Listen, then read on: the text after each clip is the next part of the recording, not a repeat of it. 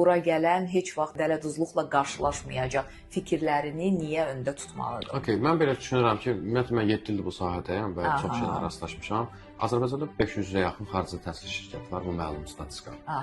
Digər bir statistika bundan ibarətdir ki, ən çox dələduzluq halları aşkarlanır ən aşağı xidmət haqqı olan şirkətlərdir.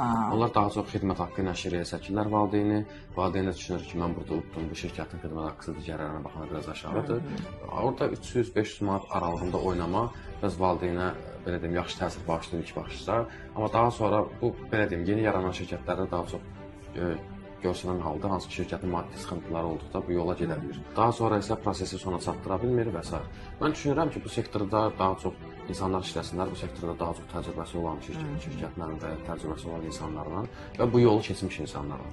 Bizim komandamızda demək olar ki, komandanın %70-i xaricdə təhsil alıb gəlmiş gənclərdir. Bu etabı keçiblər və mən də düşünürəm konsultasiya zamanı əgər tələbə və ya valideyn ən yaxşı tövsiyəni gedib görüb gəlmiş adamdan ala bilər. Hansısa bir təcrübəçidən, hansısa bir belə deyim, bu sahədə ümumiyyətlə xarici ölkəyə görməyən bir adamın biraz məsləhətləri məncə düşünürəm düzgün olmaz və ya belə deyim də həmin insan köməyə düşünmürəm ki, bizim köməyimiz qədər dəyərli ola bilər.